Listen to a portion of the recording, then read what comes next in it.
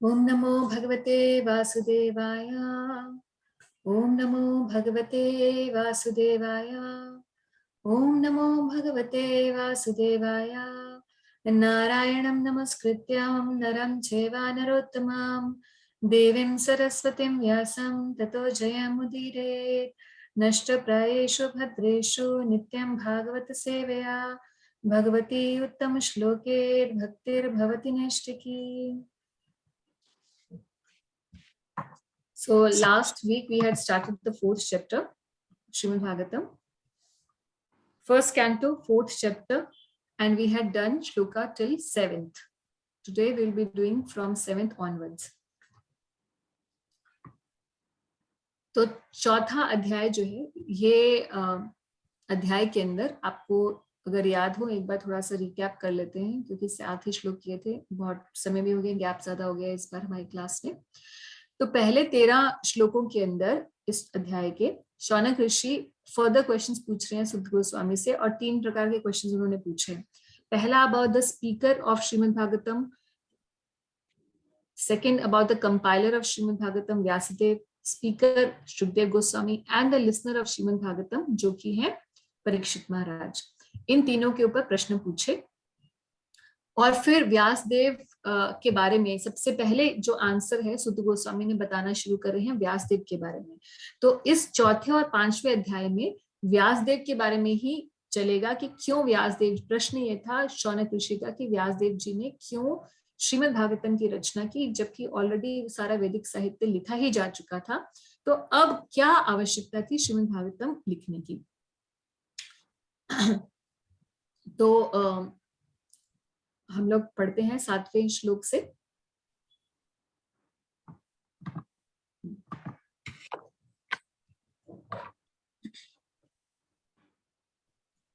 8वें श्लोक से पढ़ रहे हैं। He, Shukdev Goswami, was accustomed to stay at the door of a householder only long enough for a cow to be milked, and he did this just to sanctify the residence. प्रश्न पूछा जा रहा है शुकदेव गोस्वामी के बारे में, जो कि स्पीकर हैं श्रीमद् भागवतम के इस प्रसंग में। तो हम जानते हैं कि श्रीमद् भागवतम 5000 साल पहले बोली गई। 5000 साल पहले जब पांडव चले गए थे, और उसके बाद उनके वंशज परीक्षित महाराज राज्य संभाल रहे थे। परीक्षित महाराज को श्राप मिला कि आपकी निधन हो जाएगा 7 दिन के अंदर, और इन 7 दिनों में उन्होंने श्रीमद् भागवतम सुनी शुकदेव गोस्वामी से। इससे पहले भी श्रीमद् भागवतम बोली गई है।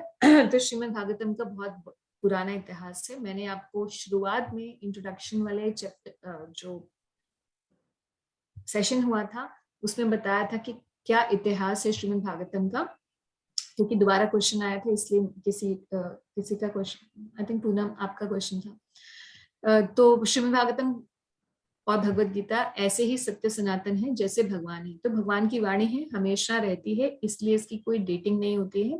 Vedas do not have any dating, so हमेशा ये ज्ञान रहता है।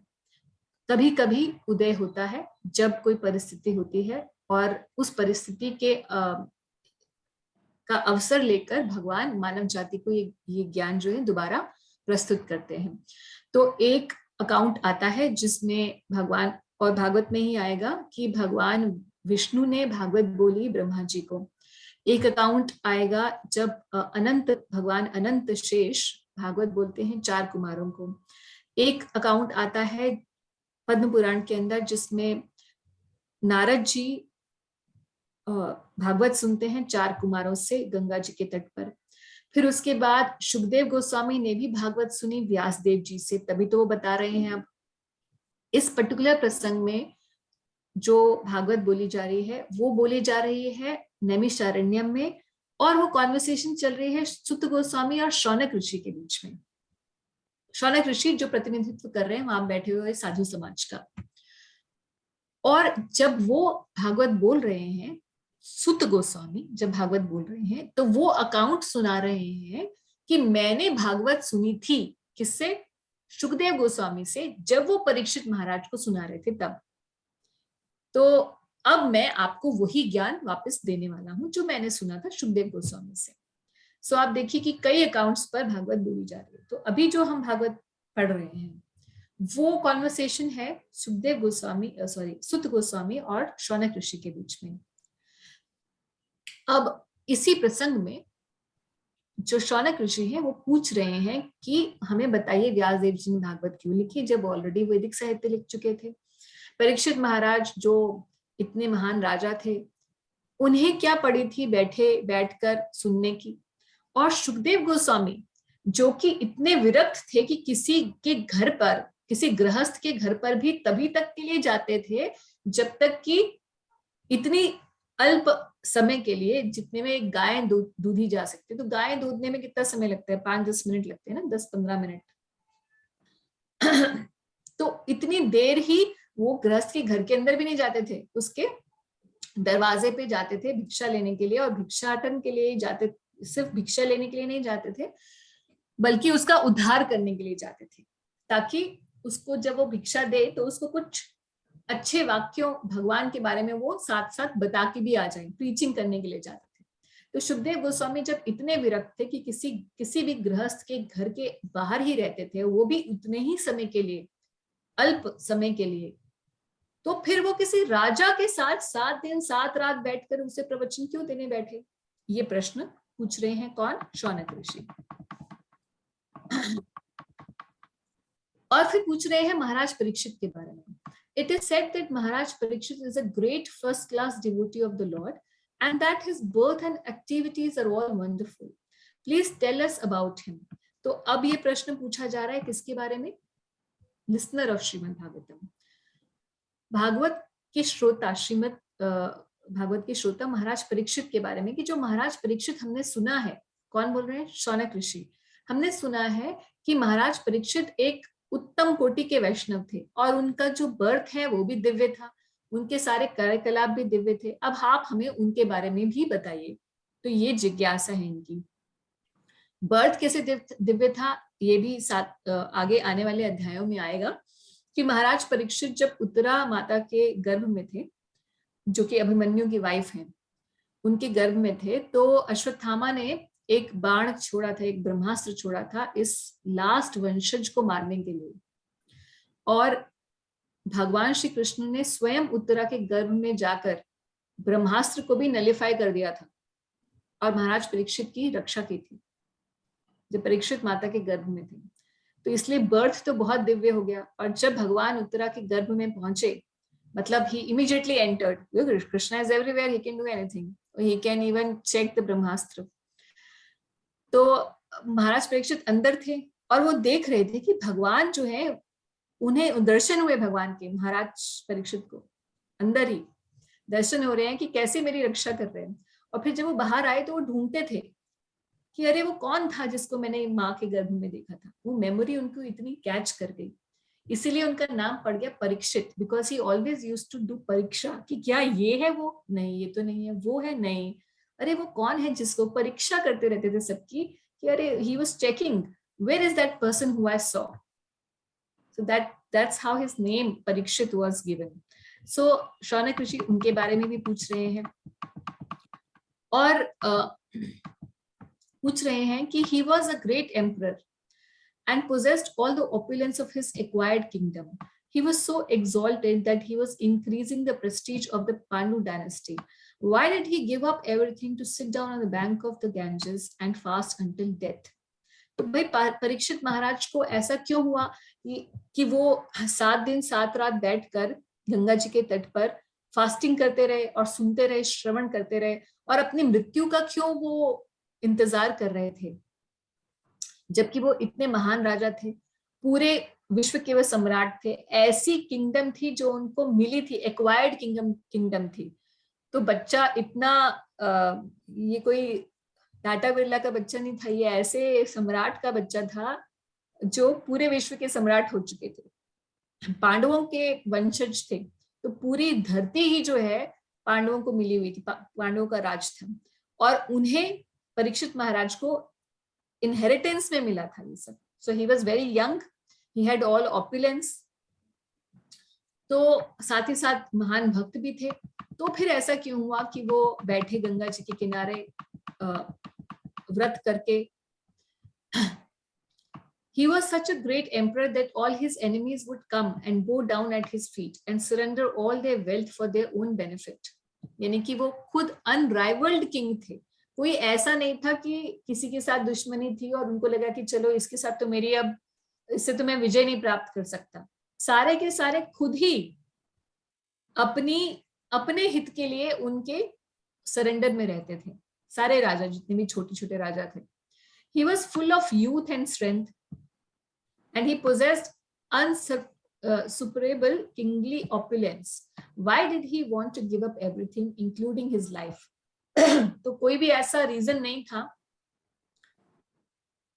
पैसा भी खूब था, शरीर भी स्वस्थ था, नवयुवक थे और बड़े भक्त थे। तो सब कुछ होते हुए फिर क्या वो ऐसा हुआ?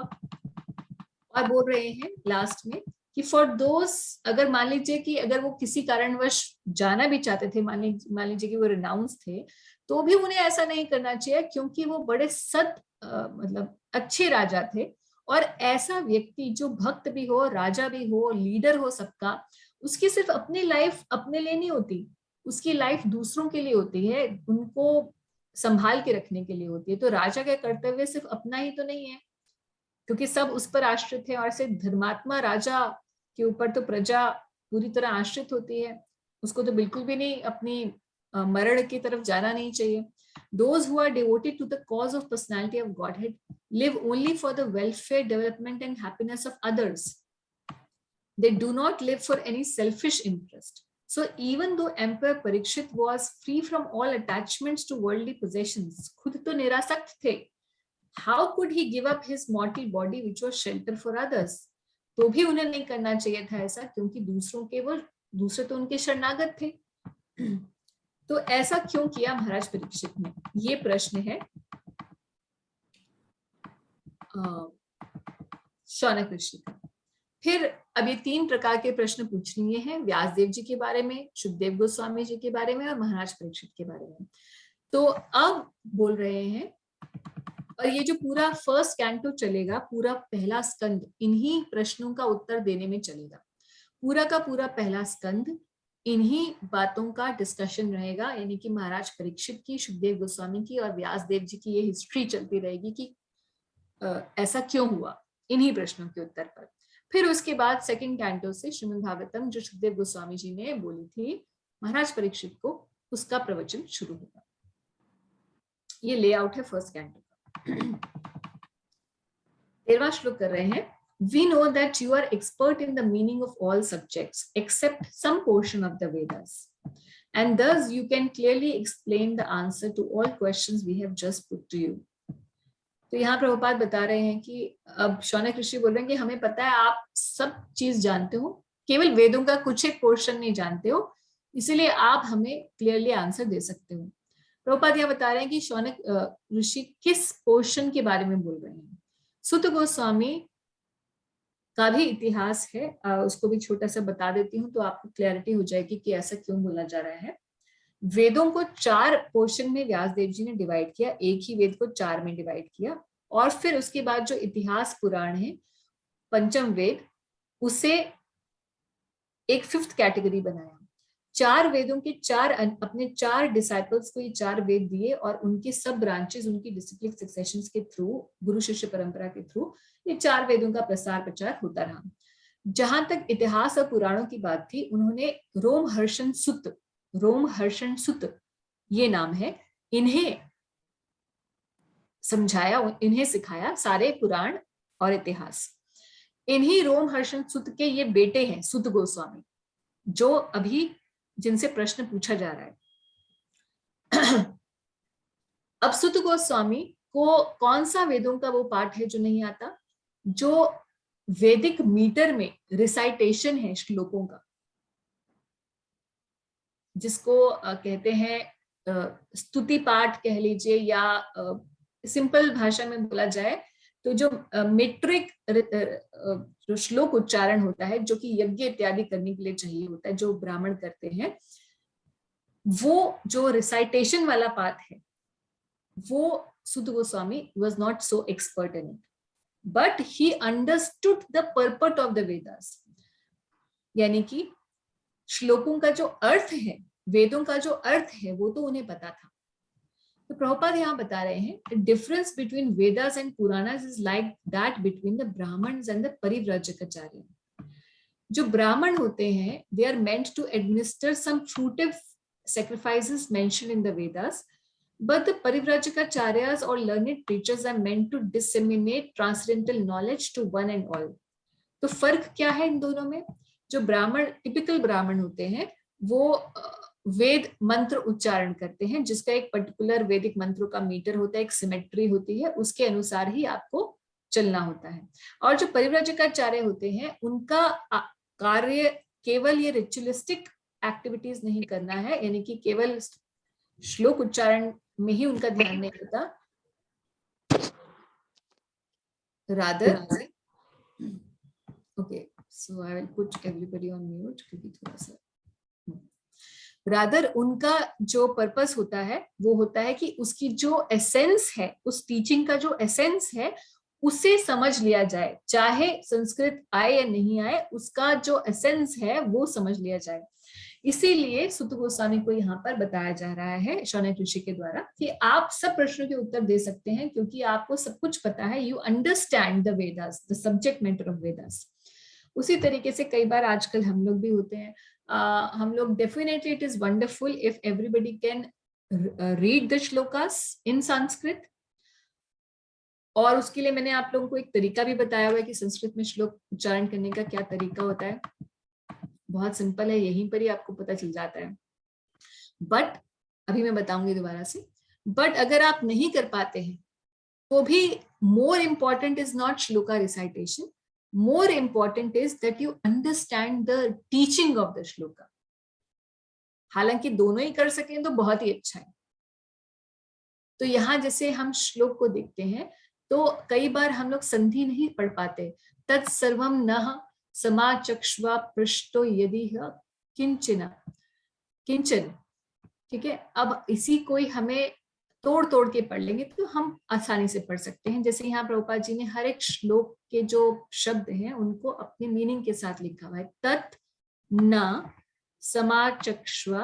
अब ये इंग्लिश में है, हिंदी वाली जब देखेंगे तो बहुत इजीली देख पाएंगे क्योंकि ये जो डॉट्स हैं इनको हम इंग्लिश में कई बार, एटलीस्ट मैं तो इंग्लिश वाले भागवतम में इंग्लिश में श्लोक नहीं पढ़ पाती हूँ, मुझे संस्कृत से कंफर्ट रहता है.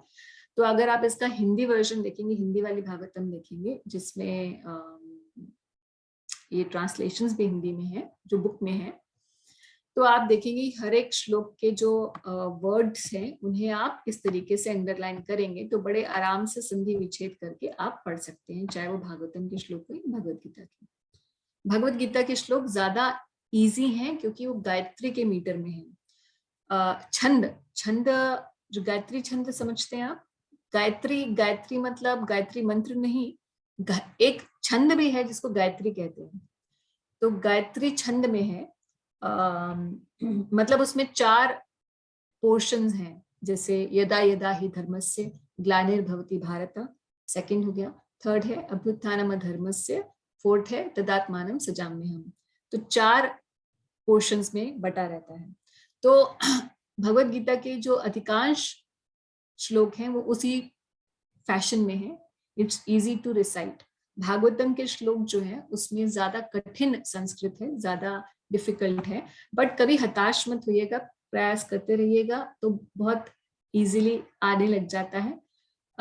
टूटा फूटा ही चाहे बोलिए. कई बार हम लोग भक्त लोग जो नए नए ज्वाइन करते हैं, भक्ति करना शुरू करते हैं, वो सोचते हैं कि अगर हम गलत संस्कृत पढ़ लेंगे तो गलत उच्चारण हो जाएगा, तो ये कोई पाप है. तो ऐसा मत सोचिए. भागवत का चाहे गलत भी उच्चारण आप कर रहे हैं, क्योंकि आप अभी यहाँ सीख रहे हैं, एकदम से आप परफेक्ट नहीं हो सकते हैं, कोई भी नहीं हो सकता है. तो ऐसे ही शुरुआत की जाती है, गलत बोलते बोलते ही सही होता है. इसमें कोई पाप पुण्य का बात नहीं है. हम भक्ति कर रहे हैं, भक्ति पाप पुण्य सबसे ऊंचा होता है, उसमें कोई दोष नहीं होता है. बहुत सारे भक्त ऐसे हैं रशिया और चाइना के जो हरे कृष्ण महामंत्र में कृष्ण भी प्रॉपरली नहीं बोल पाते. भागवत की तो रिसाइटेशन की तो बात छोड़िए कि वो कृष्ण नहीं बोल पाते, क्योंकि जो ये र है ना, र, उसमें हम देखते हैं इंडिया में भी, हम जो बच्चों को वर्णमाला सिखाते हैं तो र बोलना सिखाने के लिए हमें उनको टंग एक्सरसाइजेस करवानी पड़ती हैं, क्योंकि बच्चे, छोटे बच्चे र को ल बोल देते हैं। जिनके छोटे बच्चे हैं उनको पता है ये एक प्रॉब्लम रहता है। तो र उच्चारण नहीं कर पाते, और कृष्ण में भी आएगा और फिर राधा में भी आएगा। तो कई जो ये हमारे डिवोटीज अलग अलग कंट्रीज में होते हैं, उनके शब्दकोश में र शब्द ही नहीं होता है, र अक्षर नहीं होता है। तो वो बेचारे राधा को भी वो प्रॉपरली प्रोनाउंस नहीं कर पाते, कृष्ण को भी प्रॉपरली, मगर फिर भी क्योंकि उनका हृदय शुद्ध है, वो भगवान की भक्ति कर रहे हैं, तो भगवान समझ रहे हैं कि मेरा ही नाम ले रहा है, तो इसलिए कोई त्रुटि नहीं है। तो हमें वेद पाठी बनने की जरूरत नहीं है। वेद पाठी बनने के बजाय हमें तत्व आना चाहिए, भगवत तत्व आना चाहिए, और भगवत तत्व समझ के हम लोग भगवान को समझ जाएं, यही उद्देश्य है भागवतम का। तो यहाँ पर इसी बात को बता रहे हैं प्रभुपाद जी की परिव्राजकाचार्य और वेद पाठी ब्राह्मणों में क्या अंतर है। तो ये जो शुद्ध गोस्वामी है, ये वेद पाठी ब्राह्मण नहीं है, ये परिव्राजकाचार्य हैं, इसलिए वो समझा रहे हैं। प्रभुपाद बता रहे हैं श्रील सुत Goswami is following his footsteps and therefore his position is not less important, because he was not expert in chanting Vedic mantras with metric pronunciation, which depends more on the practice than actual realization. Realization is more important than parrot-like chanting. तो हो सकता है कि कोई व्यक्ति हो जिसको बहुत अच्छे से श्लोक उच्चारण करना आता है, खटाखट सब याद भी है भगवत गीता के 700 श्लोक, मगर उससे पूछें भगवान कौन है तो सब आंसर मिक्स मैच करके देगा। तो इसका मतलब उसे आया नहीं है, 700 श्लोक पढ़ने के बाद भी उसे समझ नहीं आई भगवत गीता। तो उसी तरीके से यहाँ प्रभुपाद कह रहे हैं कि it is more important that we understand the subject matter than we recite it. आगे 14वें श्लोक में कह रहे हैं कि सुत गोस्वामी सेड। अब यहाँ प्रश्न समाप्त हो गए, किसके? शौनक ऋषि के। शौनक ऋषि ने प्रश्न पूछे, कौन कौन से, एक बार रिकैप कर लेते हैं। फर्स्ट हमने सेक्शन कर लिया है, फर्स्ट 13 श्लोका में शौनक ऋषि फर्दर क्वेश्चंस टू सुत Goswami. Questions about the history of Bhagavatam, qualities and questions about Shukdev Goswami, questions about Maharaj Parikshit, his birth, activities and his renunciation. The second section of this chapter from shloka number 14 to 25 is the history of Vyasdev, कि क्यों उन्होंने भागवतम लिखी। यहां से answer देना शुरू कर रहे हैं सुत गोस्वामी। पहले 13 में प्रश्न पूछे गए थे, 14 से लेकर आगे सुत गोस्वामी बोलना शुरू करेंगे आंसर्स, और सबसे पहला आंसर देंगे वो हिस्ट्री क्या है भागवतम की, व्यासदेव जी ने क्यों लिखा। और बताएंगे कि कैसे व्यासदेव जी डिससेटिस्फाइड थे सारे वेद लिखने के बाद भी, और फिर उन्हें नारद जी उनके सामने प्रकट होंगे और नारद जी से वो यही प्रश्न पूछेंगे, और फिर उस कॉन्वर्सेशन में एक बड़ी अच्छी टीचिंग निकल कर आएगी भागवत धर्म के बारे में, जो कि हमारे ग्रुप का नाम भी है भागवत धर्म। तो आगे आप श्लोक में देखेंगे। श्लोक नंबर 14 से शुरू करते हैं।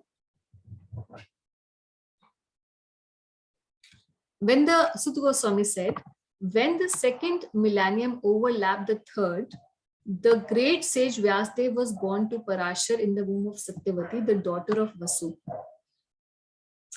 तो पढ़ने में श्लोक को ऐसा लग रहा है कि जब द्वापर त्रेता खत्म हुआ, सेकेंड मिलेनियम क्या था, 4 युग होते हैं, यहाँ पे युग को मिलेनियम इंग्लिश में लिखा हुआ है। तो जब दूसरा युग खत्म हुआ और ओवरलैप कर रहा था तीसरे युग के साथ, तब व्यासदेव जी प्रकट हुए। पराशर जी उनके पिता थे और सत्यवती उनकी माता थी।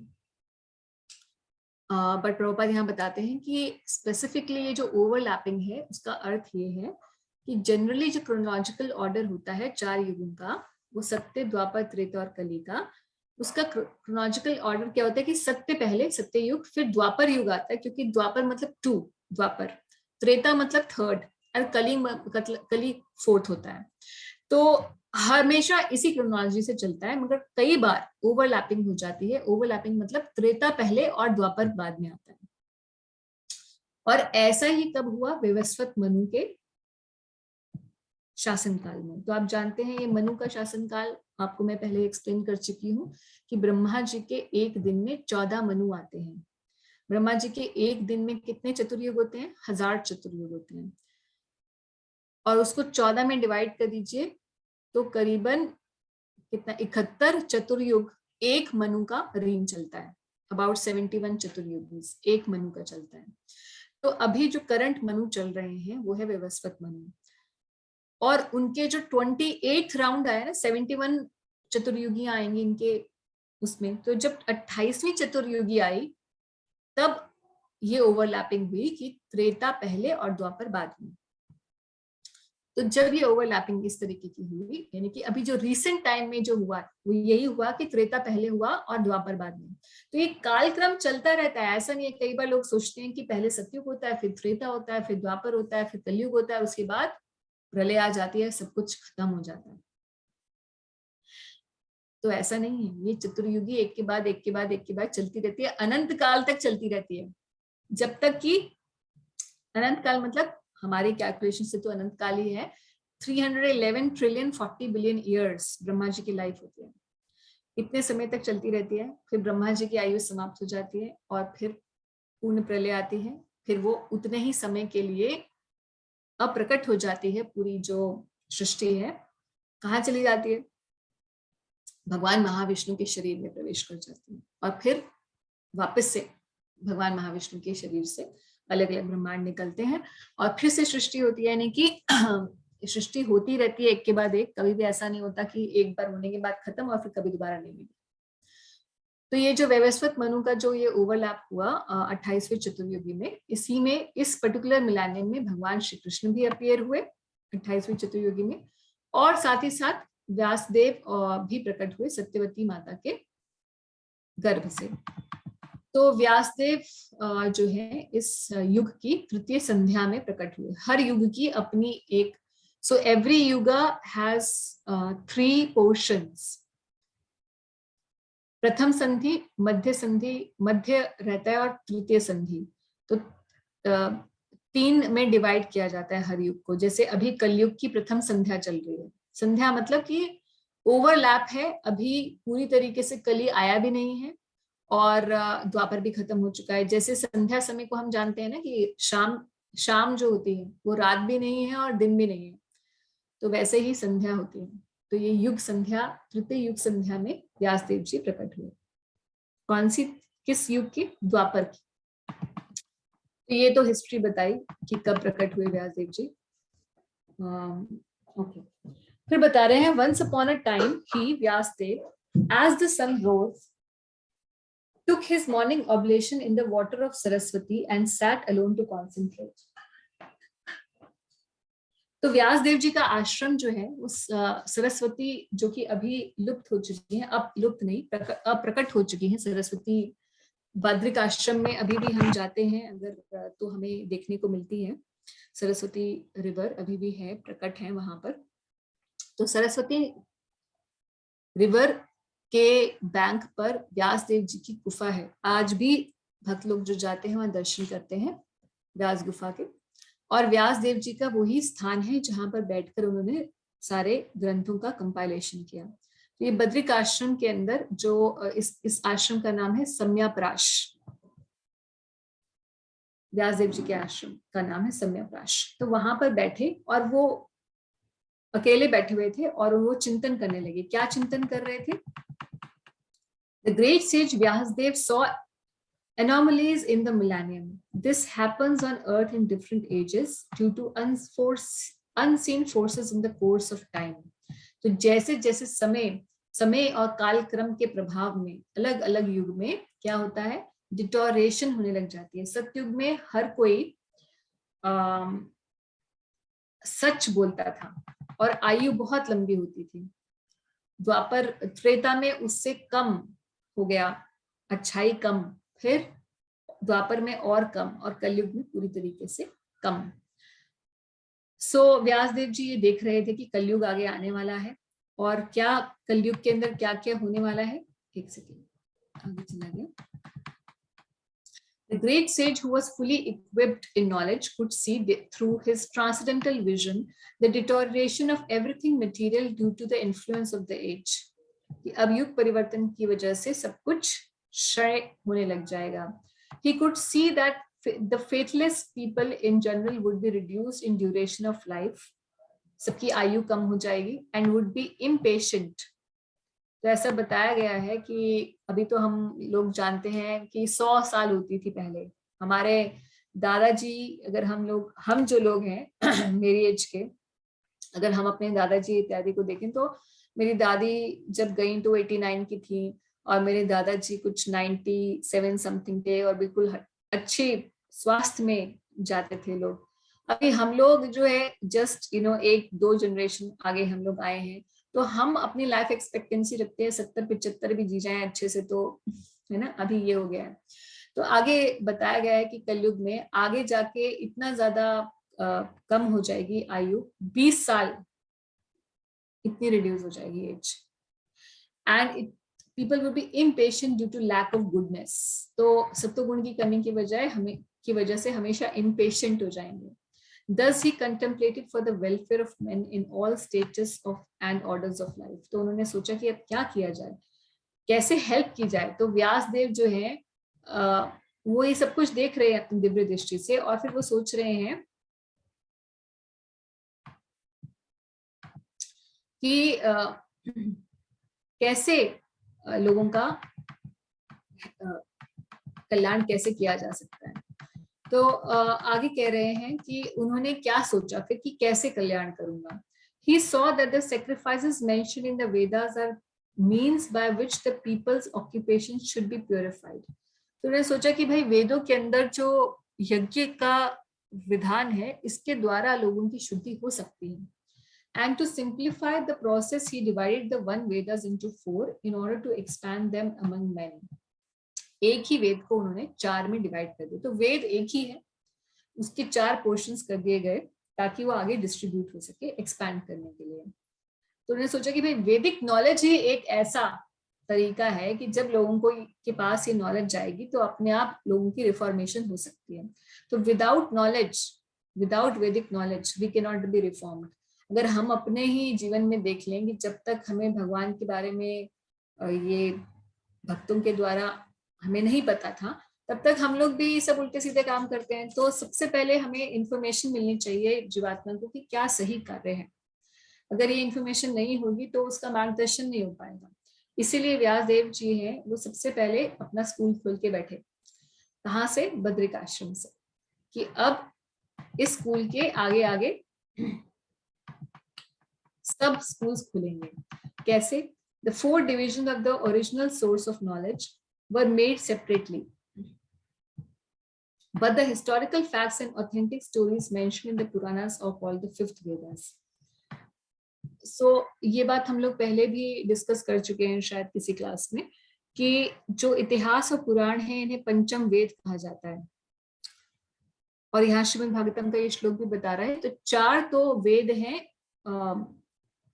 जिनको हम जानते हैं, उसके अलावा जो पंचम वेद की संज्ञा दी गई है सारे इतिहास और पुराणों को. ऐसा श्लोक क्यों आया है श्रीमद् भागवतम में? क्योंकि आगे आने वाले समय में कोई ये ना कहे कि पुराणिक, जैसे श्रीमद् भागवतम भी जो है महापुराण है, तो कई लोग ऐसे होते हैं वो पुराणों की अथॉरिटीज को नहीं मानते. सनातन सभ्यता में ऐसे भी लोग हैं जो बोलते हैं हम सब सिर्फ श्रुति और वेदों को ही मानेंगे. मगर कलयुग के लिए प्रभुपाद जी कहते हैं कि वेदों के ऊपर अधिकार जो पढ़ने का है वो बहुत कम लोगों का है. अभी तो उतना कैलिबर नहीं रह गया कि वैदिक जो फिलोसफिकली प्रेजेंटेड चीजें हैं उन्हें हर कोई समझ पाए. इसीलिए जो स्टोरीज, ऑथेंटिक स्टोरीज यहाँ लिखा है. हालांकि अगर हम प्रॉपर इसको देखें तो कथा मतलब जो ऐसे हिस्टोरिकल फैक्ट्स हैं, रामायण है, महाभारत है या श्रीमद् भागवतम में जो कथा आ रही है, ये ऐसा नहीं है कि कोई स्टोरीज है, ये किसी मैन मेड स्टोरीज है, बल्कि ये पुराने समय की हिस्ट्रीज रिकॉर्डेड है. तो आज अगर हम देखें तो हमारी काउंटिंग कहाँ से शुरू होती है हिस्ट्री की? BC या AD, वही हम लोग जानते हैं. इतने साल बिफोर क्राइस्ट या फिर इतने साल आफ्टर क्राइस्ट. तो ये अंग्रेजों ने तो अपने क्राइस्ट के हिसाब से बना दिया कि जी क्राइस्ट जब हुए थे उसके बाद और उसके पहले वाला जो है ये समय, हम यहाँ से हिस्ट्री रिकॉर्ड होनी शुरू हुई। मॉडर्न हिस्टोरिकल जो इवेंट्स हैं आर काउंटेड लाइक दैट, जिसको आजकल हम एडी और क्या कहते हैं, CE and something like that, AD और बीसी की वजह। मगर इससे पहले भी वर्ल्ड हिस्ट्री रही है और वो हिस्ट्रीज यहाँ हमारे शास्त्रों के अंदर, पुराणों के अंदर रिकॉर्डेड है, जो इंपॉर्टेंट हिस्ट्रीज रही हैं। हम श्रीमद् भागवतम में ही देखेंगे, वंशावली देखेंगे हम लोग कि ये राजा है, उसके बाद ये आए, कैसे एक के बाद एक वंश बढ़ता रहा, कहां से लेकर सीधा ब्रह्मा जी से लेकर कलयुग तक, आगे भी आने वाला जो समय है उसमें क्या क्या होने वाला है। तो ये पूरा जो हिस्टोरिकल इवेंट्स हैं वो मेंशन है श्रीमद् भागवतम के अंदर। आप जानते हो आर्य समाजी एक वर्ग है हिंदुस्तान के अंदर, तो ये आर्य समाजी बोलते हैं कि ये भगवत गीता को हम नहीं मानते, क्यों? क्योंकि ये महाभारत का पाठ है, और श्रीमद् भागवतम को भी हम नहीं मानते क्योंकि ये भी एक पुराण है।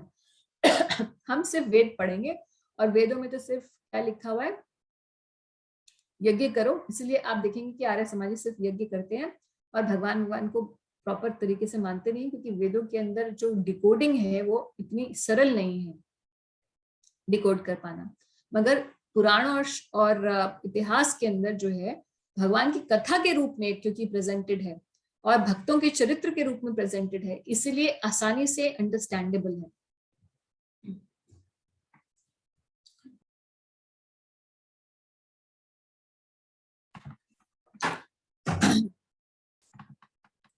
तो after the Vedas were divided into 4 divisions, Paila Rishi, अब क्या किया व्यास देव जी ने, 4 डिविजन्स करने के बाद अपने अपने एक एक ग्रंथ को एक एक अपने डिसाइपल को दे दिया। Paila Rishi became the professor of Rigveda और जैमिनी प्रोफेसर ऑफ सामवेद और Vaishampayana became the professor of Yajurveda. तो अपने 4 इनको इस तरीके से अपने एक एक डिसाइपल को देते चले गए, उसको पारंगत कर दिया एक एक वेद में। फिर उसके बाद अंगीरा जी को अथर्ववेद दे दिया और फाइनली पंचम वेद वो किसको दिया, रोमहर्षण को। सो माय फादर, कौन बता रहे हैं, सुत गोस्वामी बता रहे हैं कि my father Romaharshana was interested with the Puranas and historical records. तो ये सुत गोस्वामी रोमहर्षण सुत के बेटे हैं, सुत गोस्वामी। तो कह रहे हैं कि भाई व्यास देव जी ने इतना काम किया, उसके बाद पहले तो उन्होंने कंटेम्पलेट किया कि अच्छा आगे आने वाला युग खराब है, चलो सबको एजुकेशन देता हूँ। एजुकेशन देने के बाद जो है एजुकेशन कैसे देनी है, पहले एक वेद को अलग अलग में डिवाइड कर दिया, 5 डिविजन्स बना दी और उसके बाद 5 को अलग अलग दे दिया और बोला कि आप जाके अब दुनिया में इधर उधर सब जगह फैल जाओ और उसके बाद अपने शिष्यों को और फिर वो आपके शिष्य दूसरों को देंगे। इस तरीके से ये ज्ञान आगे लोगों में फैलता चला जाएगा। All these learned scholars in turn rendered their interested Vedas unto their many disciples, grand disciples and great grand disciples, and thus the respective branches of the followers of Vedas came into being.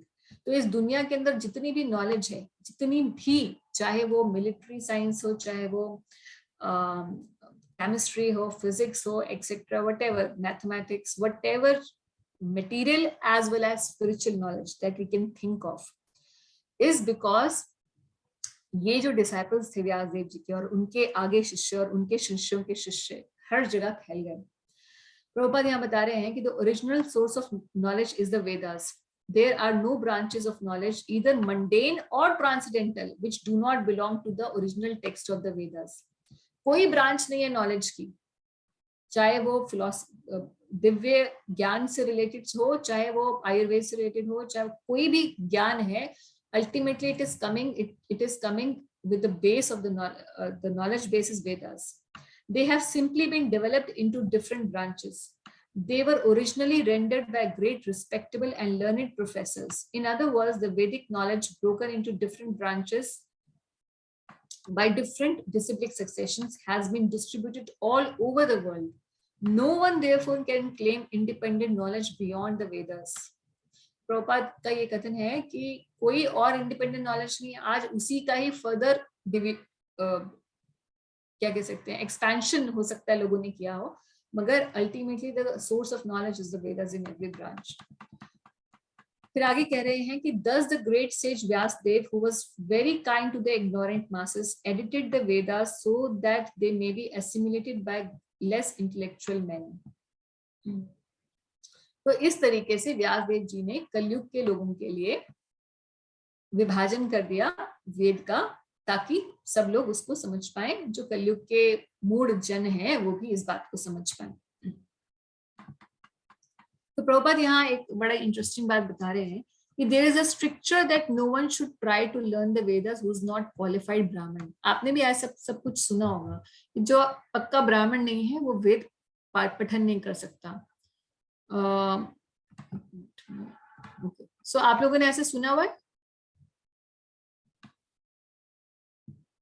कि जो ब्राह्मण नहीं है वो वेद नहीं पढ़ सकता? मतलब ये तो सुना है कि सबके लिए नहीं है, ब्राह्मण तो नहीं याद है, लेकिन ये सुना है कि सब नहीं पढ़ सकते। तो एक्चुअल में पहले के समय में जो वैदिक काल था उसमें शूद्रों को they were not allowed to read the Vedas for many reasons. एक तो रीजन ये था कि वैदिक नॉलेज जो है उसके लिए वो क्वालिफाइड नहीं थे, और अगर knowledge goes in a wrong hand with a person who is not controlled in his senses, then it can create devastation. जैसे आज हम देख लें सब जगह हो रही है, नॉलेज बनाई, साइंटिस्ट लगे रहे, डिस्कवरीज करते हैं, और उसके बाद वो नॉलेज कहाँ पहुंच जाती है, ऐसे अनकंट्रोल्ड लीडर्स के पास। तो हम देख रहे हैं युद्ध हो रहा है और फिर वहां पर हो क्या रहा है, हर कोई एक एटम बम लेकर बैठा हुआ है एक दूसरे को धमकी देने के लिए। So knowledge in wrong hands can be very very dangerous. It's better that they will not have any knowledge. इसीलिए शूद्रों को बोला जाता था कि you just follow the higher caste. कम से कम आप उनको देखकर कुछ सीख जाओगे। So प्रभुपाद यहाँ एक बड़ी अच्छी बात बता रहे हैं कि पहले ऐसा स्ट्रक्चर, मतलब ऐसा एक नियम जो है उसके बारे में बात होती है। इस स्ट्रक्चर को रॉन्गली इंटरप्रेट कैसे किया गया, प्रभुपाद उसके बारे में बता रहे हैं। This stricture has been wrongly interpreted in so many ways. A class of men who claim Brahminical qualifications simply by their birthright in the family of a Brahmin claim that the study of Vedas is a monopoly of Brahmin caste only. तो हम ये तो जानते हैं कि हिंदुस्तान में ब्राह्मण जो कुल से ब्राह्मण है कि मेरा सरनेम ये ब्राह्मणों वाला है, इस वजह से मैं क्वालिफाइड हूँ, मैं शास्त्र पढ़ सकता हूँ। Another section of people take this as injustice. तो आजकल चल ही रहा है, हम पिछले 100 साल की 200 साल की हिस्ट्री में देख लें तो लोगों ने रिवोल्ट करना शुरू किया कि भाई हम क्यों नहीं पढ़ सकते, तो इनजस्टिस है हमें तुम निम्न जाति का क्यों बता रहे हो। So injustice to other castes who do not happen to take birth in a Brahmin family. Both of them are misguided. दोनों ही गलत है, प्रभुपाद कह रहे हैं। तो फिर सही क्या है? The Vedas are subjects which have to be explained even to Brahma ji by Supreme Lord. कि वेद तो ऐसी चीजें हैं जो ब्रह्मा जी भी खुद समझ नहीं सकते, भगवान को आकर ब्रह्मा जी को देना पड़ा, वो समझाना पड़ा। Therefore, the subject matter is understood by a person with exceptional qualities of goodness. तो जो व्यक्ति जन्म से नहीं बल्कि कर्म और गुणों से ब्राह्मण है, ब्राह्मण का मतलब ये नहीं कि किसका सरनेम ब्राह्मण वाला है, बल जिसके अंदर सत्व गुण की प्रधानता है, ऐसा व्यक्ति समझ सकता है, क्योंकि उसमें सबमिशन होगा भगवान के प्रति, उसका आचरण अच्छा होगा, उस नॉलेज को प्रॉपर तरीके से उसकी पर्टिकुलर अंडरस्टैंडिंग वो कर पाएगा जो वो नॉलेज इंटेंड कर रही है देने के लिए। So quality of goodness is required. Persons who are in the mode of passion and ignorance are unable to understand the subject matter of the Vedas. So इसीलिए प्रभुपाद कह रहे हैं कि this personality, भगवान की जो पर्सनालिटी है, वेदों का जो अल्टीमेट गोल है वो है भगवान श्री कृष्ण को समझना, और जो तमोगुण और रजोगुण के अंदर हैं उनके लिए भगवान श्री कृष्ण को समझ पाना बहुत कठिन है। इसीलिए वेदों को पढ़ के वो गलत इंटरप्रिटेशंस लेकर दुनिया में फैलाएंगे या फिर उस नॉलेज का गलत इस्तेमाल करेंगे। इसीलिए कहा जाता था कि जो जन्म से नहीं बल्कि अपने कर्म और गुणों से ब्राह्मण है उसके लिए वेद पढ़ने का उचित वही पात्र है।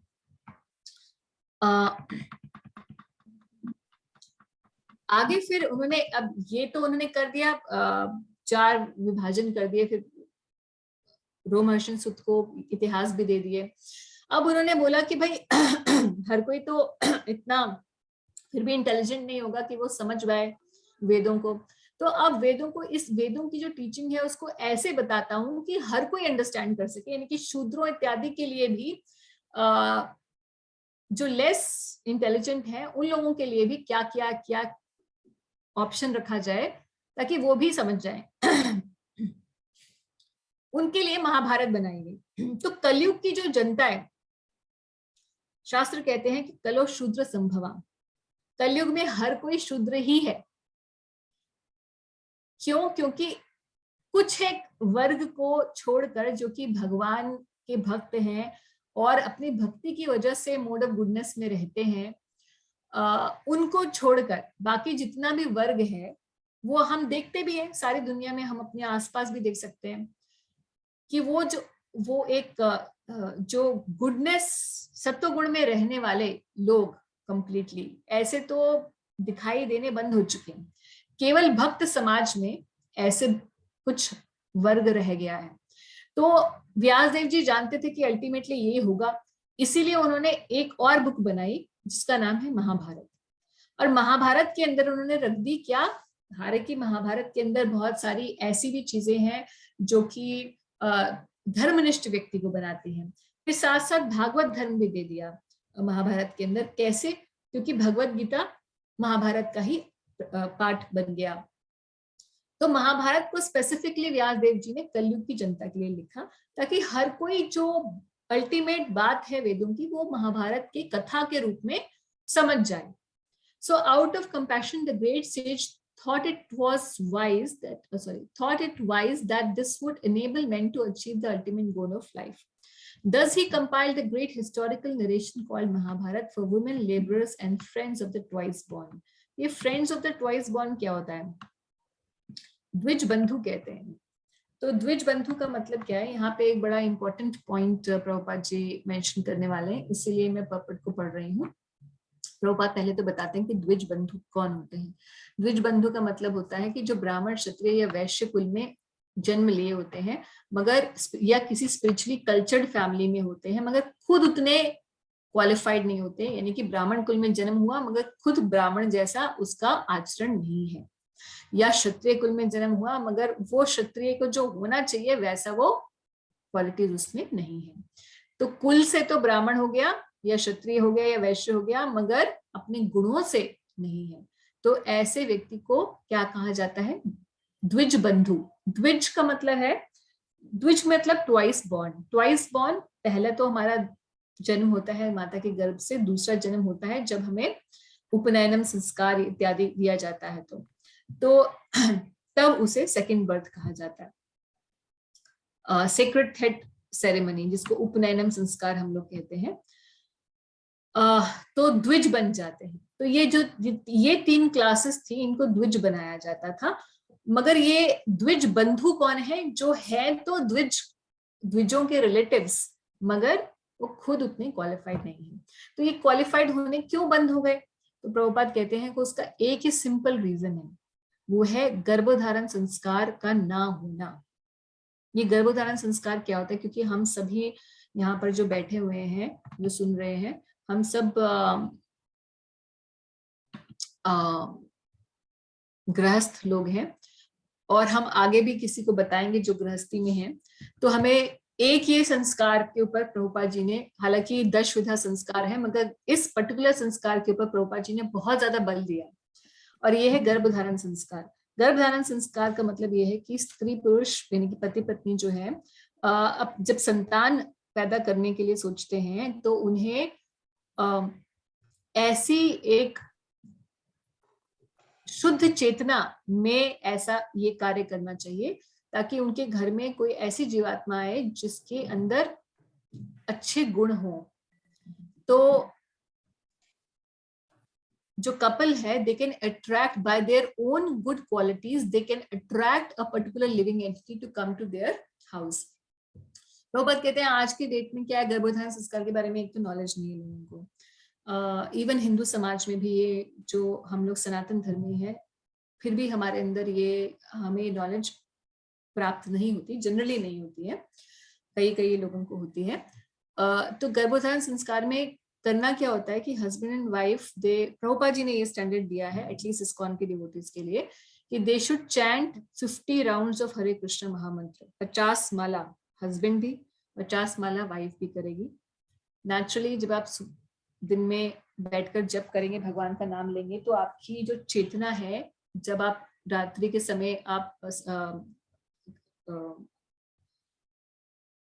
आएगा तब तक आपकी चेतना शुद्ध हो चुकी होगी, क्योंकि सारे दिन से आप जप कर रहे हैं। तो ऐसे प्यूरिफाइड कॉन्शियसनेस के अंदर जब आप संतान उत्पत्ति करते हैं, तो अपने आप ही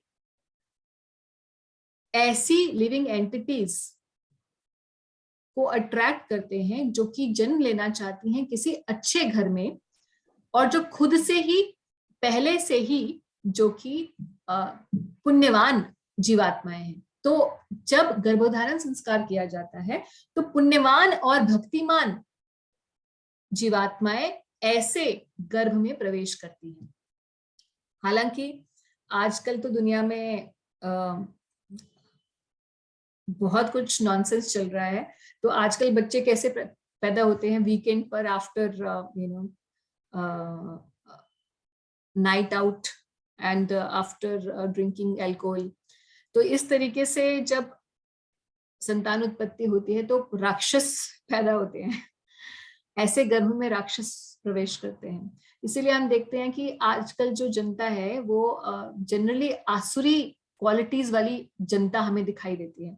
अच्छे गुणों वाले लोग कम दिखाई देते हैं, क्योंकि गर्भधारण संस्कार होना बंद हो चुका है। एटलीस्ट हम भक्त जो इस चीज को जानते हैं, हम ऐसा कर सकते हैं। इसीलिए प्रभुपाद जी यहाँ एजुकेट कर रहे हैं कि गर्भधारण संस्कार होना चाहिए। जब ऐसा नहीं होता तो द्विज बंधु प्रकट हो जाते हैं, यानी कि ऐसे अच्छे कुलों में भी अच्छी संतान प्रकट नहीं होती है अगर गर्भधारण संस्कार नहीं किया जाता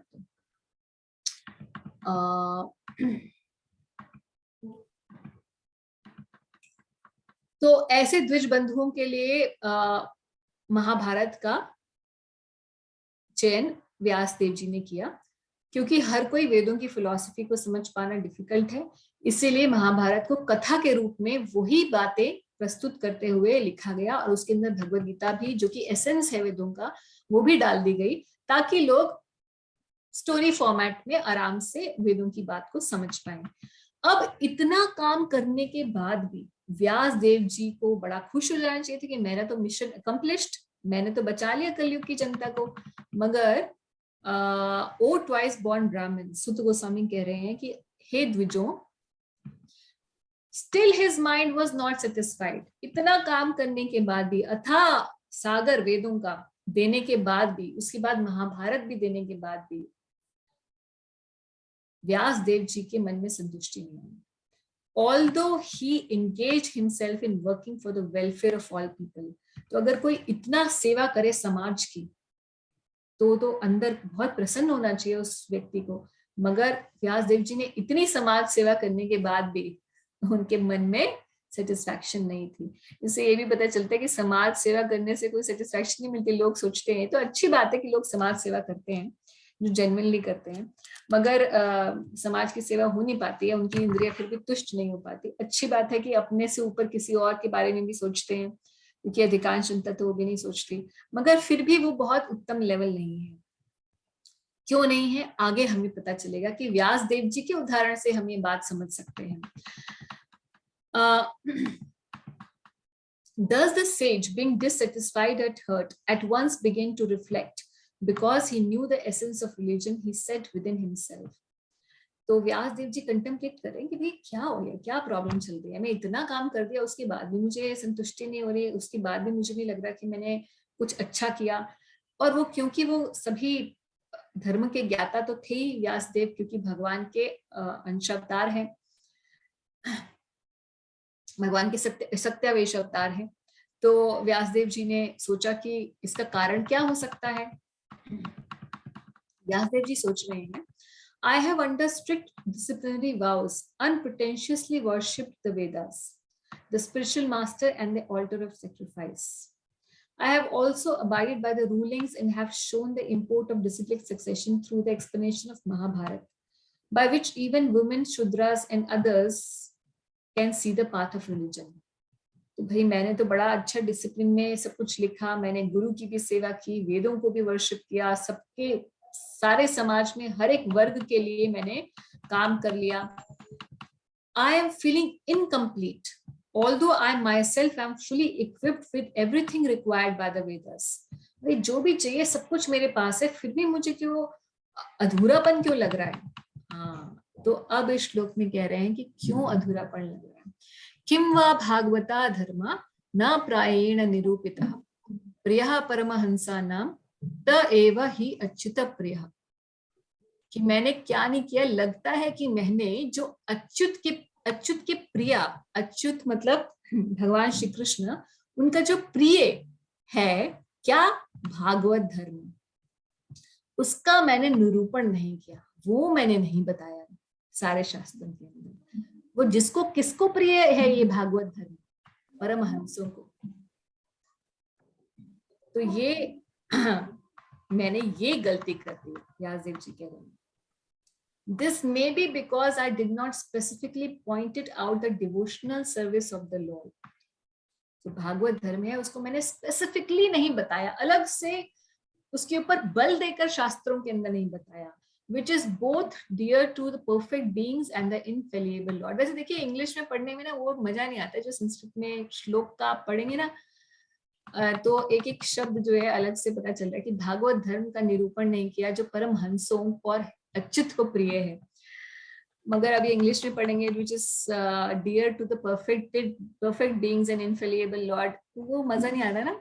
बट ठीक है, एनीवेज जो भी है, हमारी अंडरस्टैंडिंग के लिए इंग्लिश भी जरूरी है, क्योंकि हम सबको संस्कृत भी नहीं अच्छे से आती।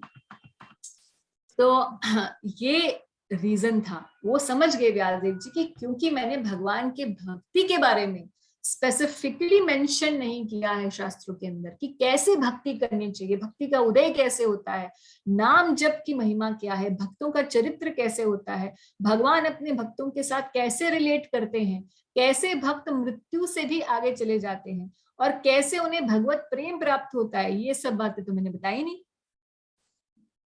तो इसीलिए क्योंकि भगवान की लीला और कथा का मैंने खुल के व्याख्या नहीं की है, इसीलिए मैं असंतुष्ट हूं। ऐसा कौन बता रहे हैं, व्यासदेव जी। As mentioned before, Narad reached the cottage of Sri Krishna's Dwapaya Vyas on the bank of Saraswati, just as he was regretting his defects.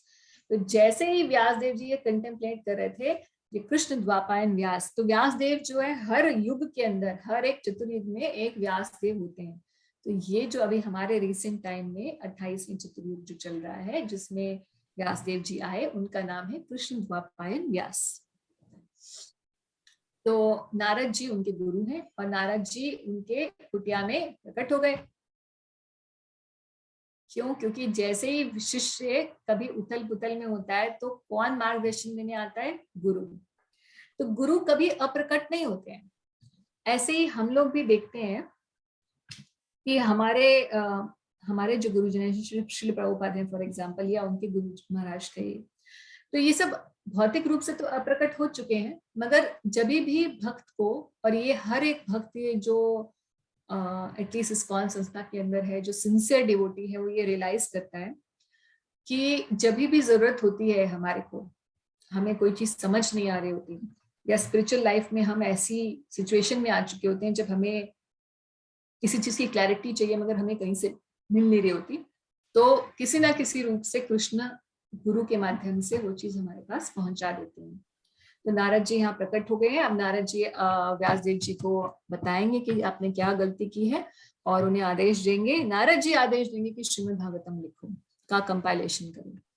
तो ये हिस्ट्री हम लोग आगे पढ़ेंगे। आज हमने श्लोक नंबर कौन से तो कर लिया, श्लोक नंबर 32 हमने कर लिया है, 33वें श्लोक से हम लोग करेंगे और अगले हफ्ते में हम लोग ये चौथा अध्याय समाप्त कर देंगे, कंप्लीट करेंगे, पूर्ण कर लेंगे, संपूर्ण कर लेंगे, समाप्त नहीं, संपूर्ण कर लेंगे।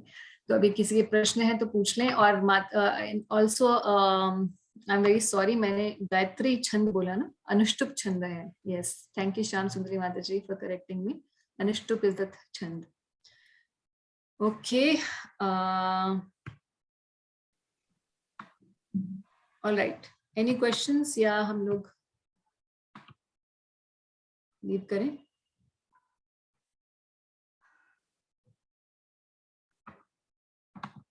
माता जी, जो गीता है हम लोग लाइफ मैन्युअल लेते हैं, तो भागवतम को हमें कैसे लेना है हमारे लाइफ में? भागवतम भी लाइफ मैनुअल ही है। भगवत गीता जो है पहले प्रारंभिक बात बताता है, श्रीमद् भागवतम उसी को और इलैबोरेट करके बताता है।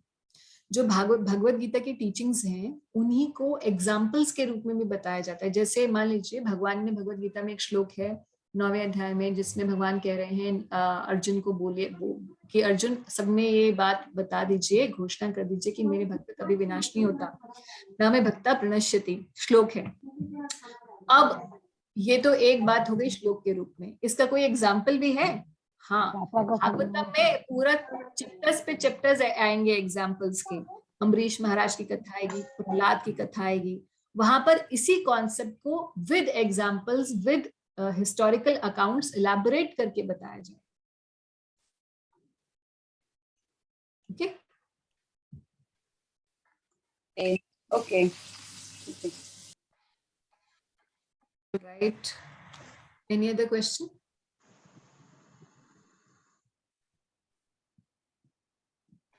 ओके, तो हम लोग यहीं पर समाप्त करते हैं। अगर कोई प्रश्न नहीं है तो अगले हफ्ते हम लोग फिर से ज्वाइन करेंगे। और इसके अलावा पूनम आप अभी हैं तो आपका जो क्वेश्चंस थे वो हम लोग टेकअप कर लेते हैं। So all devotees, I request you to please you can leave. Thank you very much. Hare Krishna. And Poonam had some questions, so I will just communicate with her. तो आपका एक क्वेश्चन था पूनम, क्योंकि मैं यहाँ पे इसलिए ले रही हूँ सो दैट अलग से बात करने में थोड़ा मुश्किल हो जाता है, टाइम। सो आपका क्वेश्चन एक तो ये था कि श्रीमद् भागवतम की हिस्ट्री, क्या श्रीमद् भागवतम पहले भी बोली गई हो? तो मैंने ऑलरेडी कवर कर लिया, बोल दिया। हाँ। उसके अलावा आप अगर इसमें जो इंट्रोडक्शन वाला जो फर्स्ट श्रीमद् भागवतम का हमने प्लेलिस्ट में होगा, आप देखेंगे तो सबसे पहले वाला होगा, वो आप निकाल के देखेंगे, वहां पे मैंने इलैबोरेटली इस क्वेश्चन का आंसर दिया हुआ है। नहीं, मैंने सुना है लेकिन शायद मेरा स्किप ऑफ माइंड। कोई बात नहीं, नो प्रॉब्लम। अच्छा, दूसरा आपका क्वेश्चन ये था कि जैसे भगवान माता को, किस पूतना को भी भगवान ने माता का दर्जा दिया, यशोदा मैया को भी दर्जा दिया, और अगर हमें भगवान से ऐसे माता के रूप में या भगवान के साथ वात्सल्य प्रीति बढ़ानी है तो हमें क्या करना चाहिए? ये एक प्रश्न था आपका। हाँ, हाँ। तो अभी जो भक्ति है उसके अंदर दो कैटेगरीज होती हैं, ज्यादा 3 कैटेगरीज होती है। जब हम नेक्टर ऑफ डिवोशन पढ़ेंगे तो हमें पता चलेगा। एक होता है भक्ति, फिर उसके बाद वैदिक भक्ति के बाद रागानुगा भक्ति, और फिर ये दोनों डिवीजन साधना भक्ति के होते हैं। साधना भक्ति के बाद भाव भक्ति, और उसके बाद प्रेम भक्ति। तो ये अलग अलग एक के बाद एक सीढ़ी नुमा आप समझ सकते हैं कि ऐसे एक के बाद एक ऊपर चढ़ता जाता है। तो वैदिक भक्ति सबसे नीचे होती है, जिसमें नीचे का मतलब ये है, सबसे पहला स्टेप होता है जिसमें व्यक्ति, श्रद्धावान व्यक्ति आता है, भक्तों का संग करता है, गुरु का आश्रय लेता है, नाम जप और बाकी भजन की क्रिया को शुरू करता है। क्यों? क्योंकि अभी उसका भगवान के प्रति वो इंटेंस प्रेम नहीं आया, भाव नहीं आया, जो कि, और पूरी तरीके से मन शुद्ध भी नहीं हुआ है, अनर्थ अंदर पूरी तरीके से है अभी। तो जब तक एक लार्ज लेवल तक अंदर शुद्धि नहीं हो जाती, तब तक व्यक्ति रागानुगा यानी कि सेकंड लेवल के लिए क्वालिफाइड नहीं होता। उस सेकंड लेवल पर जाने के लिए उस लेवल पर ही भक्त जो है वो, ये जो आप बोल रहे हैं कि motherly affection for Krishna etcetera, या फिर किसी का कोई और भी रस हो सकता है, जैसे कि I want to be a friend with Krishna, और somebody can think that I want to be mother with Krishna, है ना। तो ये सभी चीजें जो हैं ये पॉसिबल हैं क्योंकि 5 प्राइमरी रस हैं श्री कृष्ण के साथ जो जीवात्मा रख सकता है, जिसमें से वात्सल्य प्रीति भी एक है, जैसे माता के रूप में भगवान को प्राप्त करना, ऐसी सेवा करना। मगर ये अभी के लेवल पर नहीं है, पहले हम लोग एक सफिशिएंट लेवल तक शुद्धि कर लेते हैं तो हम उसके क्वालिफाई होते हैं।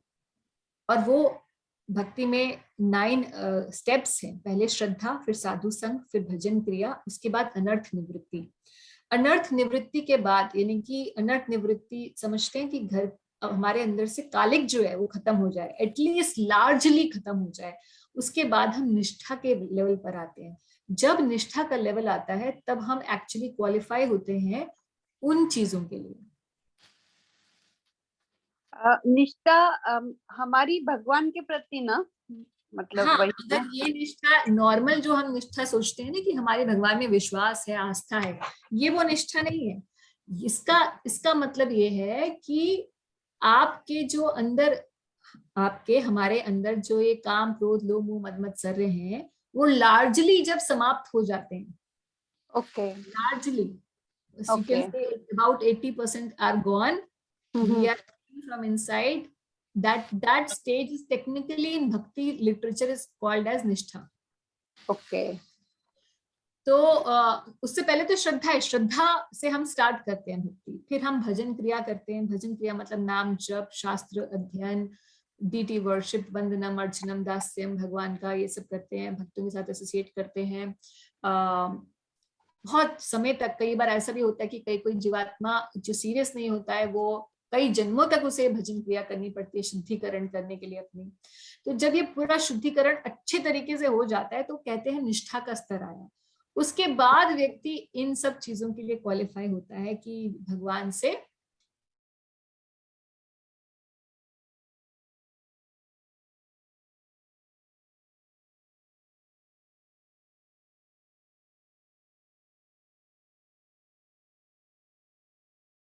मुझे समझ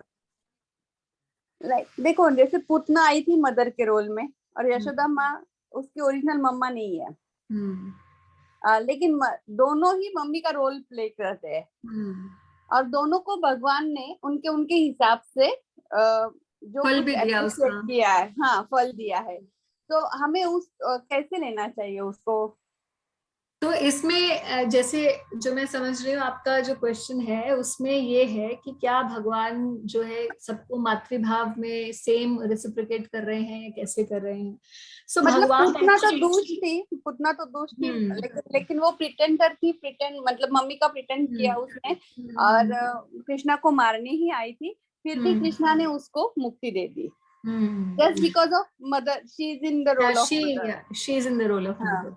तो वो ऐसा क्यों, मतलब ऐसे एक्चुअली अगर ये शास्त्रों में जब पढ़ेंगे ना बहुत एलैबोरेट इसका आंसर है। पूतना जो है बलि महाराज, जब भगवान बलि महाराज थे तो बलि महाराज जब का भगवान ने सब सर्वस्व हर लिया था, आप जानते हैं है ना, सब कुछ ले लिया था। स्टोरी पता है, थोड़ा स्टोरी पता है। तो वहां उनकी एक उनकी सिस्टर जो थे उन्होंने सोचा कि ये पहले जब रामन देव आए तो छोटे बालक के रूप में, तो वो सोची कितना प्यारा बच्चा है, काश मेरा ऐसा बच्चा होता, मतलब मेरा ऐसा बेटा होता, मैं ऐसे बच्चे की, सुंदर बच्चे की माँ होती। कितना अच्छा प्यार आया उनको, मातृभाव आया उनके। फिर जब बलि महाराज का सर्वस्व ले लिया तो अपने मन में उनके भाव आए कि इतना गंदा है, अगर ऐसा होता मेरा बेटा तो उसको मैं जहर पिला देती। भगवान तो ऐसी भावना जो है फिर अगले जन्म में पूतना के रूप में प्रकट हुई। तो पूतना का आपके पास दोनों वो थी, she wanted to serve Krishna but at the same time she had ill effect. No better Yashoda माँ ही थी बट इन एनी केस क्योंकि कृष्ण जो है वो भावग्राही जनार्दन भगवान का भाव देखते हैं कि अच्छी मेरी सेवा करने की इसकी इच्छा थी, क्योंकि माता के रूप में आई है तो कोई, इसीलिए इसके अवगुण को नहीं, मैं इसके गुणों को देखूंगा। तो भगवान ने, और वो भगवान सिर्फ ऐसे नहीं कि कोई मातृ उसमें आया है इसलिए, कोई किसी भी रूप में, जैसे कुब्जा है तो सूर्पनखा जो थी आप जानते हैं, सूर्पनखा वो श्री राम के अद्भुत अलौकिक सौंदर्य से बड़ी प्रभावित हो गई थी, मगर उन्होंने गलत तरीके से उनको एनक्रोच करने की कोशिश की। Exactly. तो मगर भगवान ने देखा कि देखो मेरे से ही तो आकर्षित हुई थी। तो श्री कृष्ण जब आए अवतार लेके तो मथुरा में जब भगवान भ्रमण कर रहे थे तो ये कुब्जा कंस की दासी के रूप में थी। और कुब्जा मतलब she was hunchback woman. So there then Krishna Balram were going before killing Kamsa. They were going and roaming around in Mathura. जब आप पढ़ेंगे कृष्णा बुक, भागवत पढ़ेंगे, कृष्णा बुक है आपके पास, तो वहाँ पे आप ये पास टाइम पढ़ सकते हैं। कृष्णा बुक मेरे पास भागवतम है। तो श्रीमद् भागवतम का जो 10th कैंटो है उसमें भगवान की श्री कृष्ण की बहुत सारी लीलाएं हैं, जिसको प्रभुपाद जी ने एक अलग बुक में भी प्रेजेंट किया है समरी फॉर्म में, जिसका नाम है कृष्णा बुक। आप डाउनलोड कर सकते हैं कहीं से भी कृष्णा बुक बाय श्रील प्रभुपाद, तो उसको आप पढ़ेंगे तो बहुत अच्छा है, भगवान की सब लीलाएं पता चलेंगी। तो कुब्जा को भगवान ने पहचान लिया कि अरे ये तो वही है। तो भगवान ने बोला कि पहले तो मैं इसको कर नहीं पाया, तो फिर भगवान ने बोला कि ठीक है आप वो चंदन लेके जा रही थी कंस के लिए, तो भगवान ने बोला कि अरे मुझे दे दो, बड़ा अच्छा चंदन है। तो उसने देखा, शी गॉट अट्रैक्टेड अगेन, अरे बड़ा सुंदर है। तो कंस के लिए था, मगर उसने सारा लेप दिया कृष्णा के ऊपर। तो कृष्ण ने बोला आई विल रीपे यू, है ना। तो भगवान ने क्या किया, उसको ऐसे उसकी चिन पर हाथ रखा जैसे एंड थोड़ा सा जग दिया, शी बिकेम मतलब उसकी ऑर्थोपेडिक सर्जरी हो गई। Oh my God. So she became straight, very beautiful woman, and then she was naturally very attracted to Krishna. Krishna said, okay, now when I was Ram, I couldn't satisfy you because I had एक पत्नी व्रत, but now I will satisfy you. So I'm just giving an example कि हर एक relationship में भगवान जो है भाव को देखते हैं, कि अगर किसी का कोई भी थोड़ा सा भी सेवा भाव है तो भगवान उसको रेसिप्रोकेट करते हैं। Okay, now I'm clear. Thank you माता जी। All right, ठीक है। तो ऑल राइट, और कोई क्वेश्चन तो नहीं है, कुछ रह तो नहीं गया पूनम जी? नहीं माता जी, प्रश्न नहीं है, बस यही जानना चाहती हूँ कि आपकी अनुभूति कैसी रही। अनुभूति कैसी रही मायापुर में? जी एक्चुअली अनुभूति तो वहां जाकर ही पता चलेगी, जब आप जाएंगे तो, क्योंकि शब्दों में बयान करने वाली अनुभूति नहीं होती। सही बात। तो आप जाइए, दर्शन करिए पंचतत्व के, then you will feel the bliss. ठीक है, यहीं पे समाप्त करते हैं। हरे कृष्णा। हरे कृष्णा माता जी। हरे कृष्णा। थैंक यू माता जी।